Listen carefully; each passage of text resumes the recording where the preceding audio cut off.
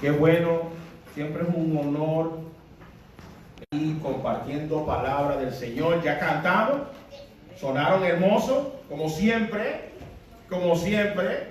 ¿Cuántos estamos listos para recibir palabra de Dios? Amén. Dios tiene una palabra poderosa para ti. Yo creo que hoy vamos a ponernos nuestros cinturones espirituales y vamos a una jornada. ¿Tiene esta llave? Está bien. Ahora sí, ya que suplía esa necesidad, vamos entonces a la palabra del Señor. Vamos a buscar en Segunda de Samuel. Voy a estar hoy predicando de Segunda de Samuel.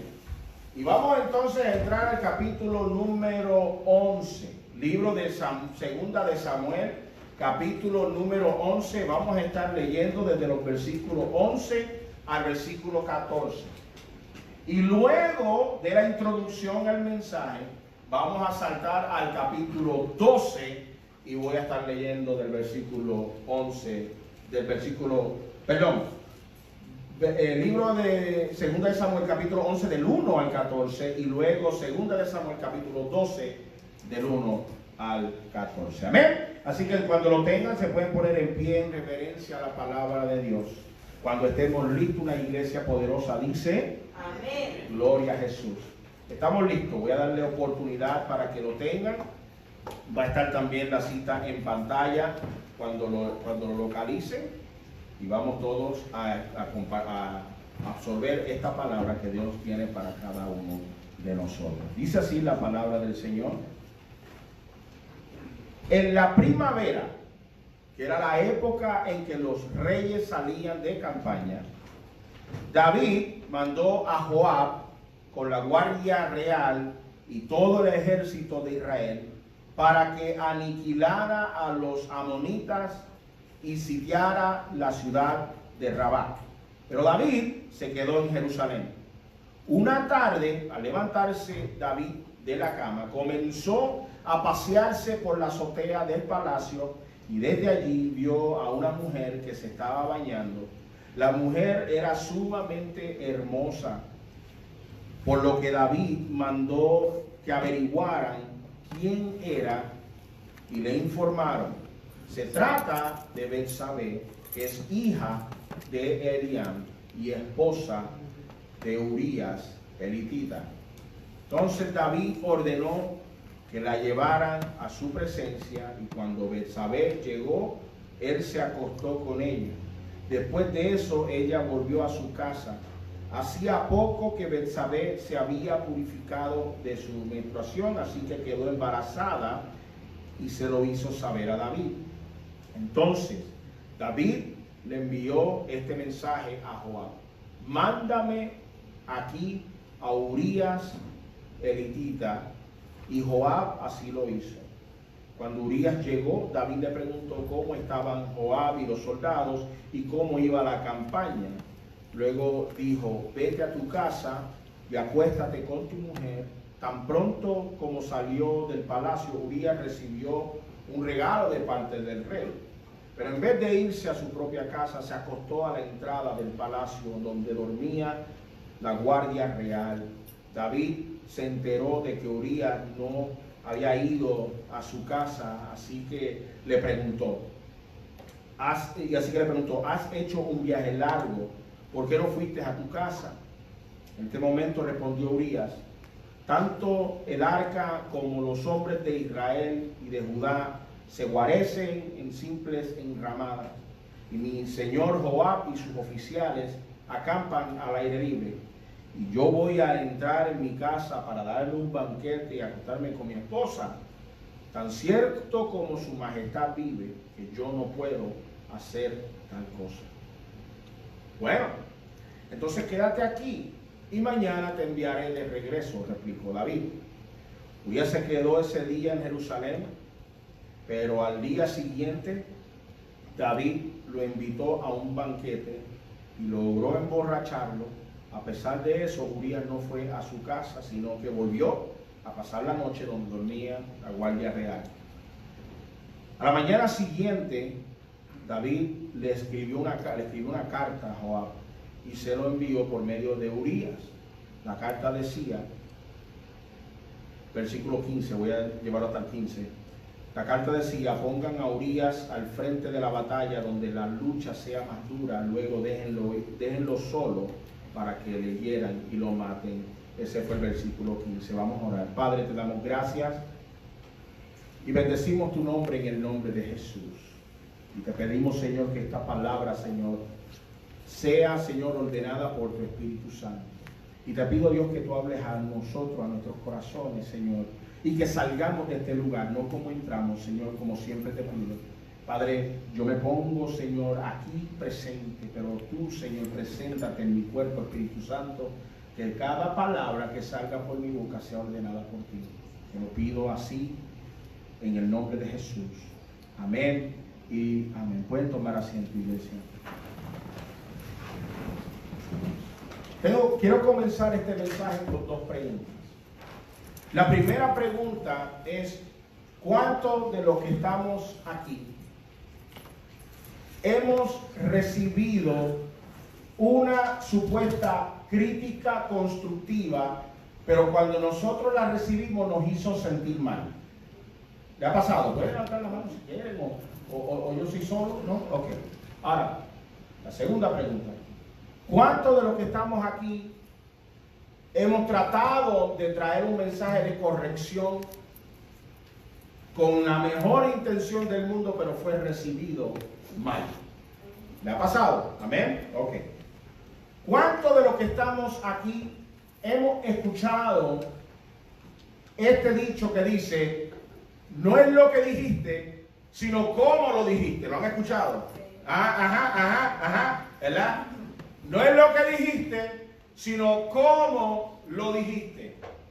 Y muchas veces nosotros estamos en esa, como decimos en mi Puerto Rico, en esa disyuntiva, donde mucha gente se hacen víctimas porque recibieron un mensaje no como la intención de darla ha sido.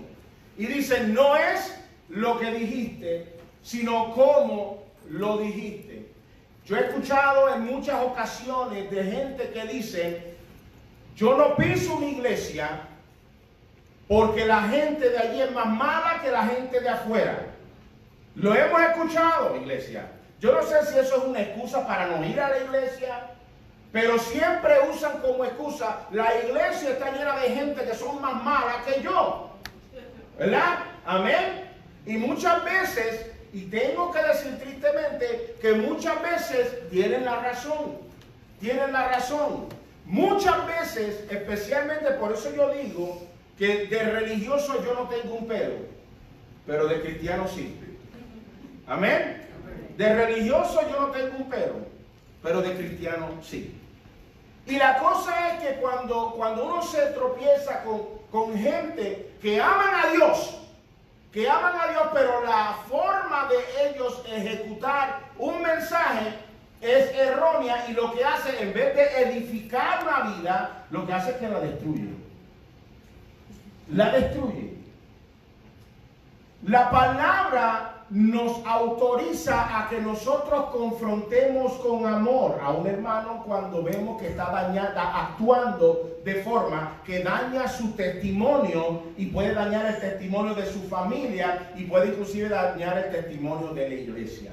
La palabra nos autoriza a confrontar con amor, pero a veces confundimos confrontar con pasar juicio. Confrontar con pasar juicio, que son dos cosas muy distintas. Ahora, se pueden preguntar: ¿y qué tiene que ver esa introducción con lo que acabamos de leer? Bueno, ya mismo vamos a aterrizar este avión, porque ustedes son muy inteligentes.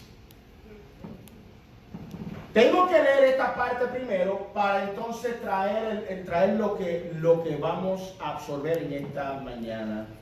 Porque en esta parte cuando leemos esta parte de 2 Samuel capítulo 11, los primeros 15 versículos, cuando yo lo leí, parecía ver una película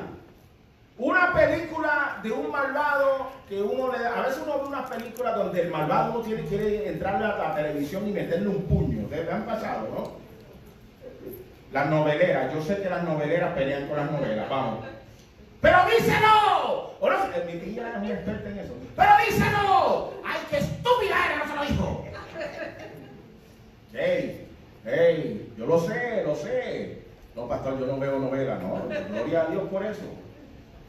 Cuando estoy leyendo esta historia y veo cómo el rey David, primero que nada, el rey David fue rey porque fue puesto y permitido por Dios. ¿Amén? Ok, ahora, muchas veces nosotros los líderes tomamos nuestra posición de liderato y abusamos de ese poder. ¿Amén? No estoy diciendo literalmente yo y ustedes, estoy hablando en general. Eso aquí no existe. Pero muchas veces nosotros los líderes en cualquier posición, ya sea de iglesia o ya sea de empresa, tomamos nuestras posiciones y abusamos de ese poder. Abusamos de ese poder. Y lo hay en todas partes. David abusó de ese poder. David, dice la palabra que mientras están los soldados y Joab están en Israel, David se quedó en su palacio, en su reinado. Entonces una mañana se levanta David y está caminando, imagino que está todo despeinado y está con su bata ahí, con su taza de café, historiando por el palacio y ¡fua! Ahí se encontró con tremenda doncella que se estaba bañando y le flechó los ojos. Se impactó de la belleza de esta mujer y cuando va donde sus soldados está preguntando quién es esta mujer llamada Betsabé y le están diciendo a David, ella es Betsabé. No solamente es Betsabé, es esposa de uno de los soldados de Joab. O sea, es casada, mi rey. En un ámbito normal, con alguien con decencia diría, ok, sorry. Pero David tenía esa debilidad en sí. Amaba a Dios, pero las mujeres lo tenían muy débil. Él era conocido por eso. A David no le importó porque él se dio como que yo soy el rey, entonces yo voy a hacer lo que yo quiera. La manda a buscar, ustedes se saben la historia, la manda a buscar y la embaraza. La embaraza cuando él se entera, hey, estoy esperando un bebé, obviamente es tuyo. Y yo me imagino en esa mente de David, y él trató de hacer un complot. Ok, no hay problema. Vamos a mandar a buscar a Urías. Vamos a mandar a buscar a tu esposito, que esto lo vamos a resolver. No solamente busca al hombre, sino comete un acto de hipocresía y que ahí está echándole la mano y qué bueno, qué bueno que están guerreando. Oye, vete a tu casa, vete, celebra con tu esposa, no te preocupes, claro, ese era el plan. Para entonces achacarle a ese hijo a Urías. Pero Urías le daña el plan. Urías dice, yo no, porque la cosa es que lo que da a entender de lo que menciona de Urías es que Urías era un hombre leal. Era un hombre leal. No fue porque él pensó en sus compatriotas. Él pensó en aquellos quienes estaban guerreando y en aquellos quienes estaban ausentes. Y le dijo a David, porque David le cuestiona y le dice, ¿qué pasó? ¿Por qué no fuiste a tu casa? ¿Cómo yo voy a hacer una cosa así cuando los demás están guerreando y están sudando y están pasando estas necesidades? ¿Cómo yo voy a ir a darme tremendo banquete y celebrar con mi esposa? Yo no voy a hacer esto. Me imagino que David diciendo, bueno, este me dañó el plan, vamos al plan B. Vamos, no te preocupes, te quedas aquí conmigo hoy. Y el plan de David era de emborracharlo. Lo emborrachó. Y como el borracho no piensa mucho, pues entonces, vete. Pero la lealtad de Urías daba más que la borrachera. So ya va Urías, se quedó donde mismo pasó la primera noche, y ya David decía, que ya estaba pensando, entonces ya hizo el otro plan. Le manda la carta a Joab, le dice, no solamente lo vas a poner a guerrear, ponlo al frente y déjenlo solo para que lo maten. Por el hecho de que deshonró a la esposa. Y pasó así. Ahora, uno conoce a David, que escribió muchos de los salmos de la Biblia, porque era un hombre que adoraba.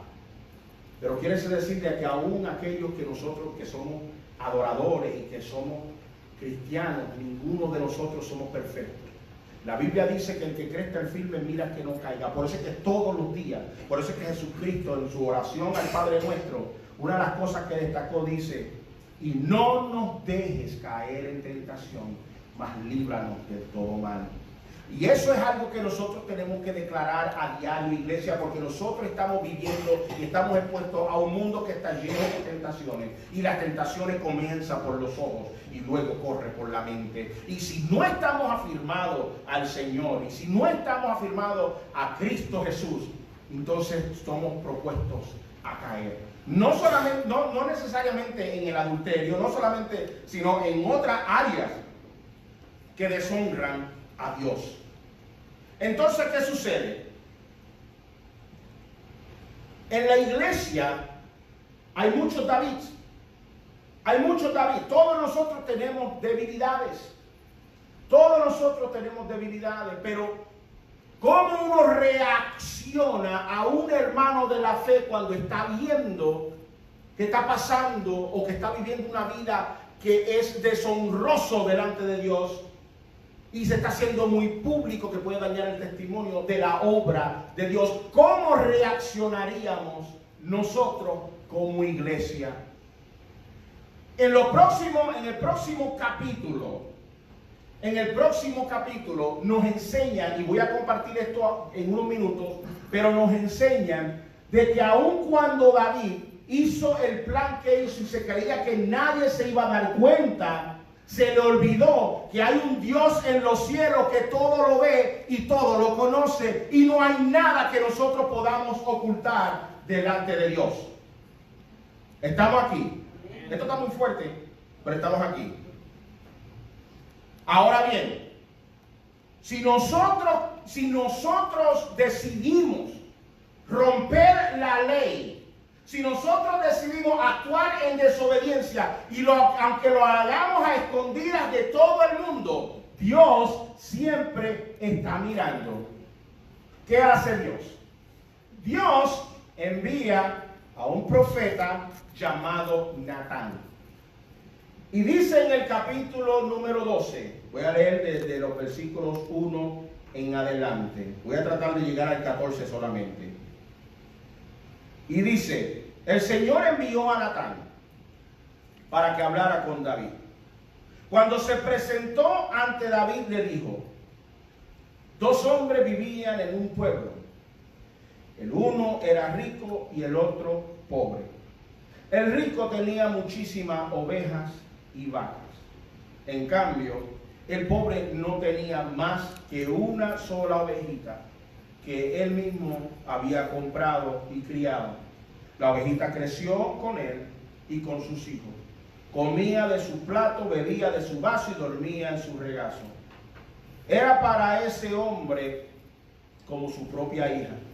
Pero sucedió, un viajero llegó de visita a casa del hombre rico, y como éste no quería matar ninguna de sus propias ovejas o vacas para darle de comer al huésped, le quitó al hombre pobre su única ovejita. Tan grande fue el enojo de David contra aquel hombre que le respondió a Natán. ¿Qué es esto?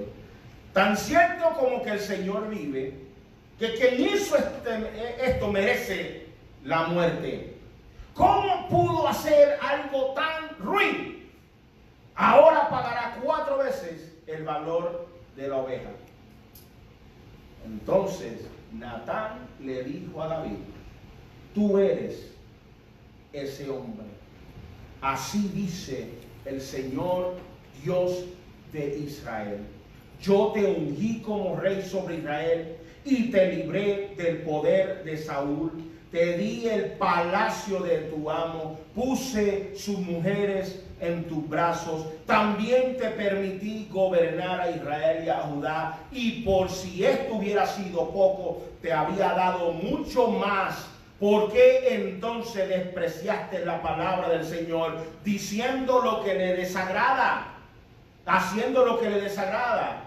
Asesinaste a Urías elitita para apoderarte de su esposa. Lo mataste con la espada de los amonitas. Por eso la espada jamás se apartará de tu familia, pues me despreciaste al tomar la esposa de Urías elitita para hacerla tu mujer. Pues bien, así dice el Señor: yo haré que el desastre que mereces surja de tu propia familia, y ante tus propios ojos tomaré a tus mujeres y se las daré a otro, el cual acostará con ellas en pleno día. Lo que tú hiciste a escondidas, yo lo haré a plena luz, a la vista de todo Israel.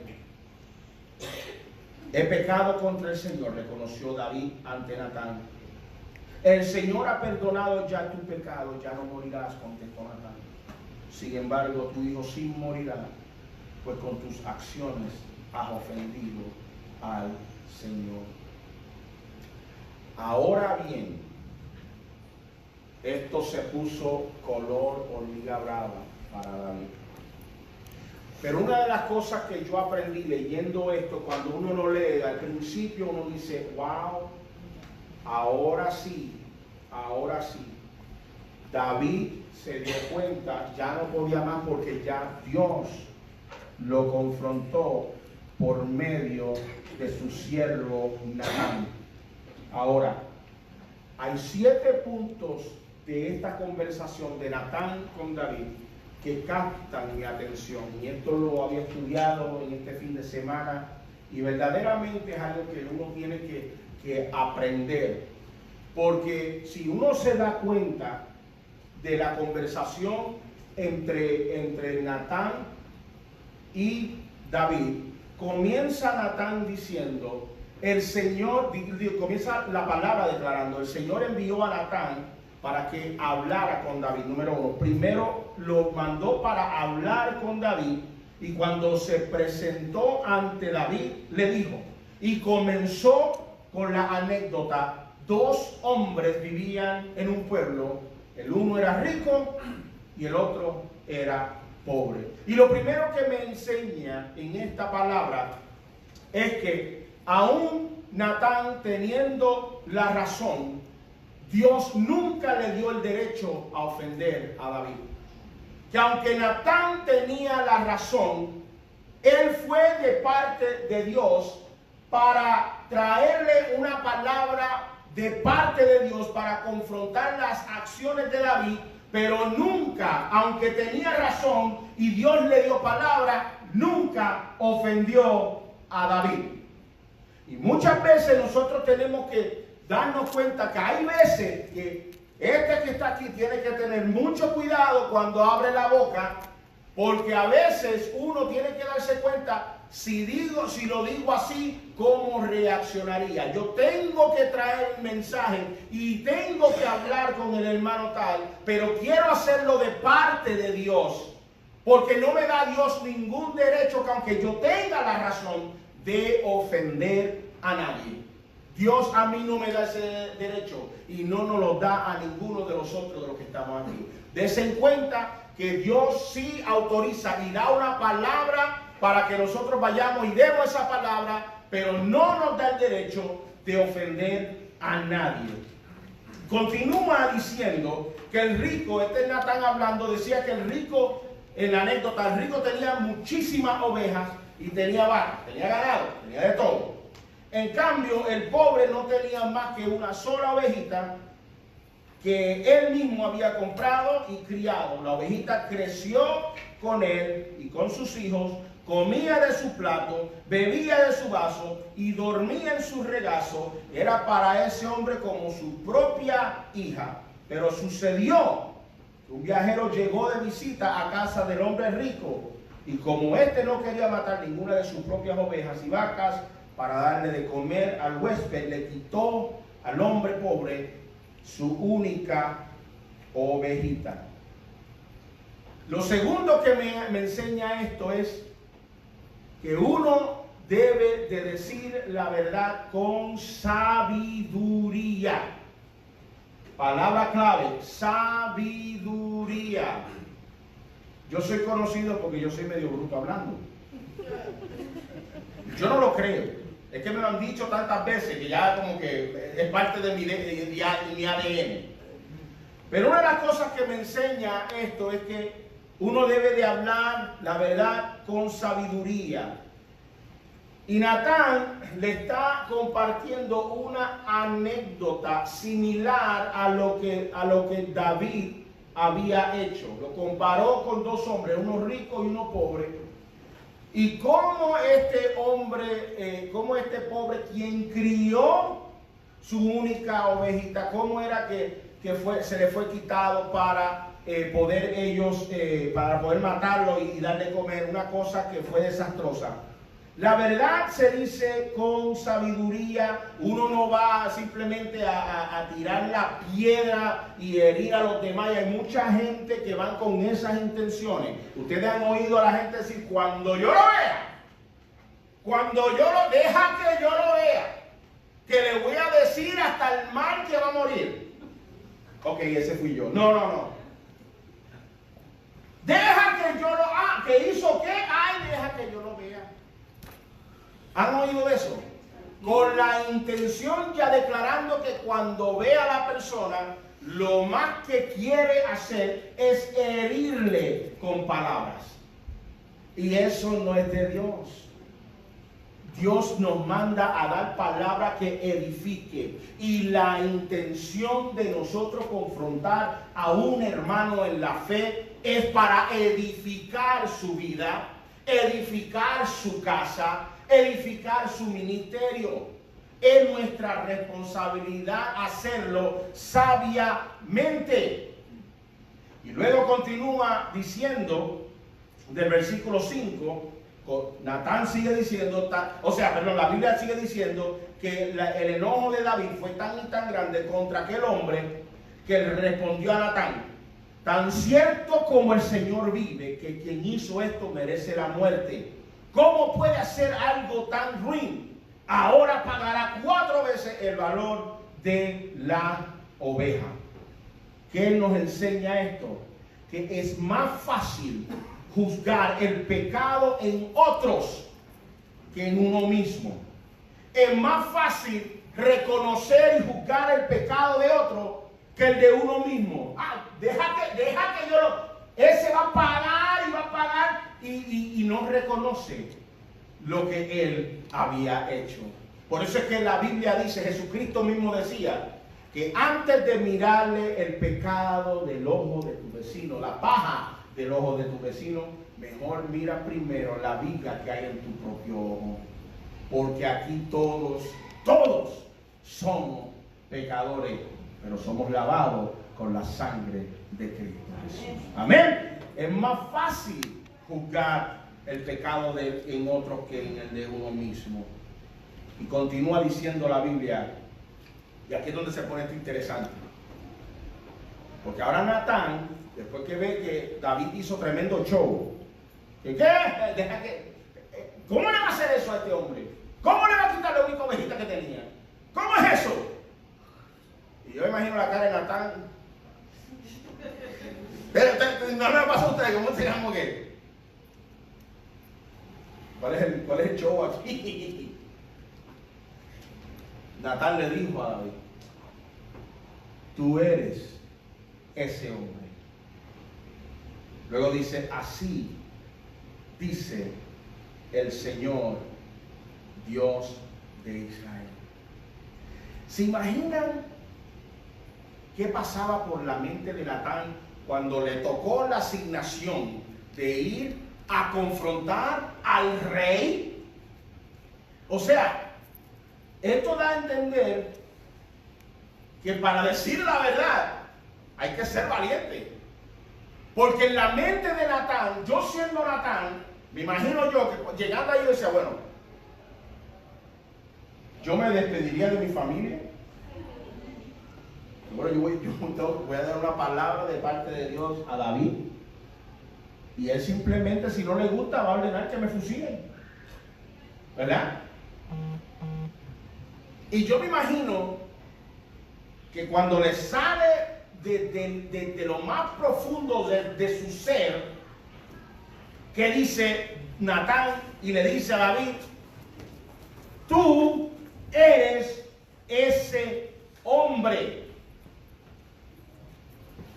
Y rápido luego dice, así dice el Señor Dios de Israel. En otras palabras, yo no estuve aquí, yo no soy el que te estoy acusando, rey, a mí me envió Dios. Y yo vengo de parte de Dios. Y la razón por la cual David no tomó represalia contra Natán es porque David reconoce a un profeta de Dios. Porque no porque haya cometido la horrorosa acción quiere decir que dejó de amar a Dios y que Dios lo haya dejado de amar a él. David reconoció que este venía de parte de Dios y la palabra que estaba hablando Natán era de parte de Dios y David lo sabía. Por eso Natán, tan pronto que decía, así dice el Señor, comenzó a hablar de parte de Dios. Y David sabía que todo lo que venía de la boca de Natán venía de parte de Dios, porque en cada detalle así fue que lo hizo Dios. Dice, yo te ungí como rey sobre Israel y te libré del poder de Saúl. Te di el palacio de tu amo y puse sus mujeres en tus brazos. También te permití gobernar a Israel y a Judá. Y por eso esto hubiera sido poco, te hubiera dado mucho más. ¿Por qué entonces despreciaste la palabra del Señor, haciendo lo que le desagrada? Asesinaste a Urías, el hitita, para apoderarte de su esposa. Lo mataste con la espada de los amonitas. Algo que uno mira cuando Natán está hablando de parte de Dios es que es de parte de Dios. No está hablando su propia opinión. Él está hablando de parte de Dios. Y una de las cosas que yo noto en esta parte del pasaje es que cuando Dios está hablando y está describiendo que él mató a Urías para apoderarse de su mujer. Si David hubiera confesado a Urías lo que había hecho, entonces la cosa hubiera sido diferente.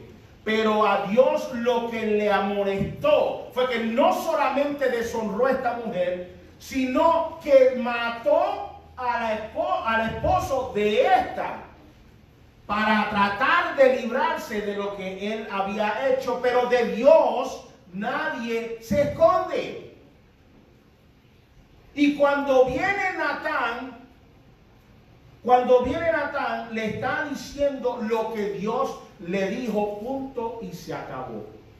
¿Qué nos enseña esto? Que cuando nosotros vamos a hablar de parte de Dios, tiene que ir al parámetro bíblico. Dios no nos autoriza a nosotros a hablar cosas fuera del contexto bíblico y tratar de meterlo en la Biblia. Porque muchas veces, y lo he dicho, ustedes me han oído decir esto y lo digo una otra vez, que es lo que la Biblia dice y muchas veces actuamos como que es lo que la Biblia debió haber dicho. Es la palabra de Dios y nosotros hablamos de parte de Dios. Y cuando hablamos de parte de Dios tenemos que actuar en amor, con ese amor que solamente viene de Dios. Porque si hay algo que Dios es experto, en que Dios es amoroso, pero también es autoritario. Amén.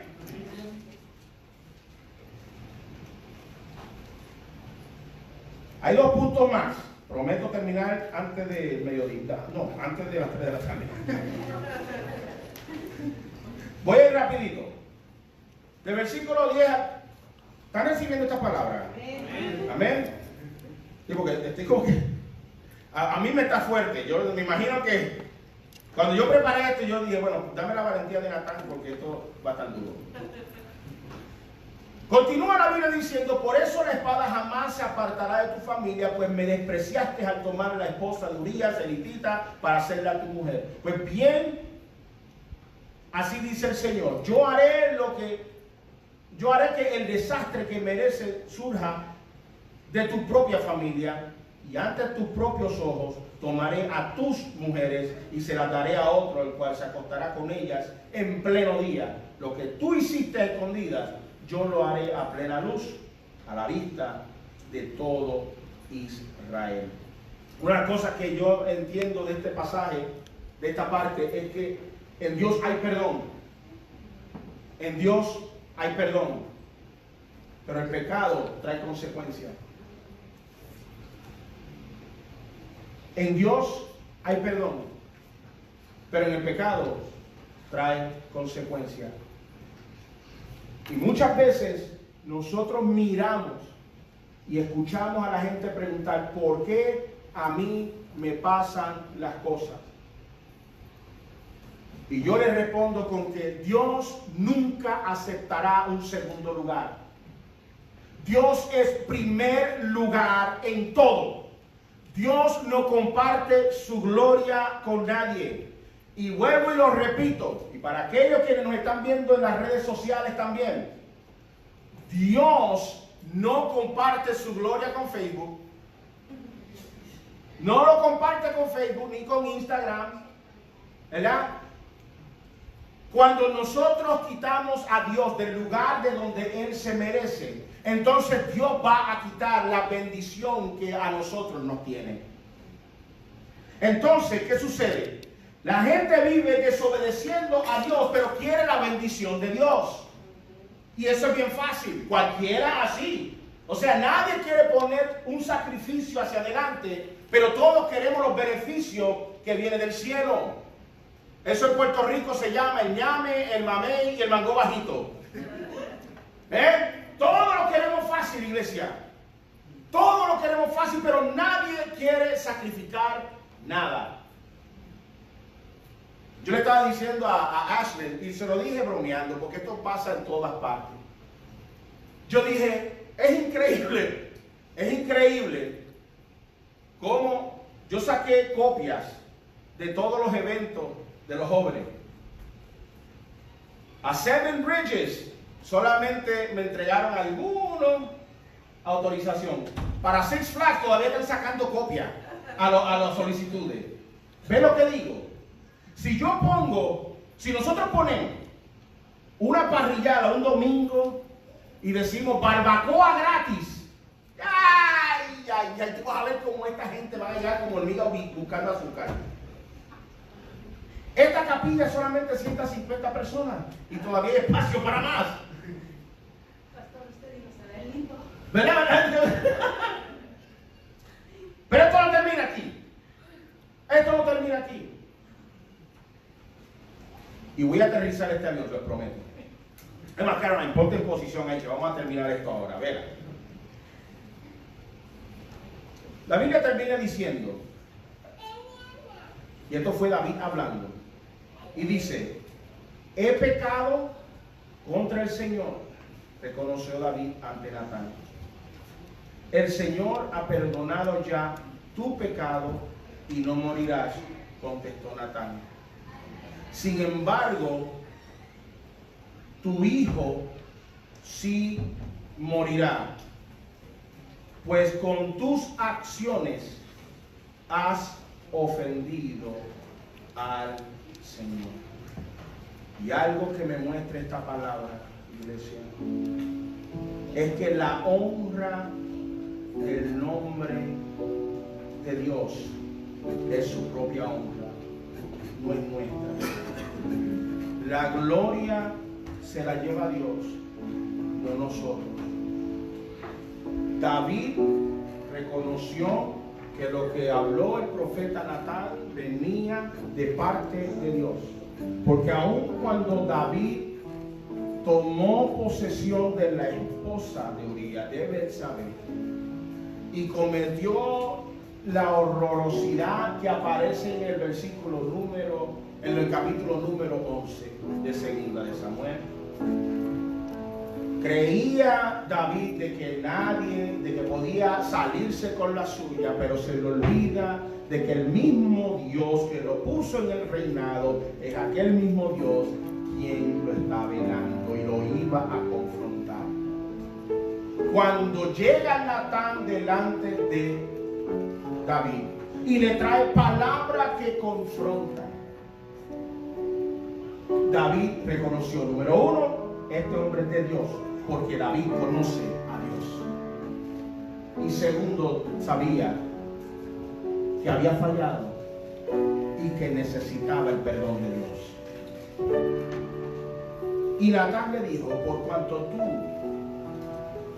has recibido y has aceptado tu mal, tú no vas a morir. Pero el pecado trae consecuencias. Pero aquí es donde viene lo lindo. Cristo Jesús tomó nuestro lugar. Jesucristo tomó nuestro lugar y puso su vida en una cruz de madera. En esa cruz fue clavado de manos y pies, porque él sabía que aquí en el mundo hay muchos Davids que aman a Dios, pero luchamos con nuestras tentaciones. Que amamos a Dios, pero cada día tenemos luchas. Y lo bueno de esto es que nosotros podemos venir donde el Señor todo el tiempo que sea necesario y pedirle perdón por nuestras ofensas, porque ofendemos a Dios, sabiendo y aún hasta desconociendo. A veces violamos leyes sabiendo, y a veces lo hacemos no sabiendo, pero Dios lo sabe todo. Pero qué bueno por Jesús. Qué bueno por Jesús, que es por su gracia. Es por su gracia y es por su sangre que hoy estamos aquí en el día de hoy. ¿Cuántos dicen amén a eso? Qué bueno que nosotros pertenecemos al equipo vencedor, al equipo de Cristo Jesús. ¿Cuántos dicen amén a eso? Ahora bien, yo me acuerdo en el momento que yo le entregué mi vida a Cristo Jesús. Ha sido el mejor regalo, la mejor decisión que yo hice hace 24 años. Y me acuerdo como hoy, que yo decía, Señor, yo tengo mucho para progresar. Y Dios en su gracia y en su misericordia me tiene aquí. No solamente me tiene aquí, sino tanta bendición inmerecida que Dios me ha dado, no por quien soy, sino por quien es Él. Es por quien es Él, porque todo se trata de Él, no de mí, es de Él. Esta obra es de Él, no de José. Tú eres de Él, no te perteneces. Así como dijo Pablo, ya no vivo yo, mas Cristo vive en mí. ¿Cuántos reciben esa palabra? Cierren sus ojos, iglesia, cierren sus ojos.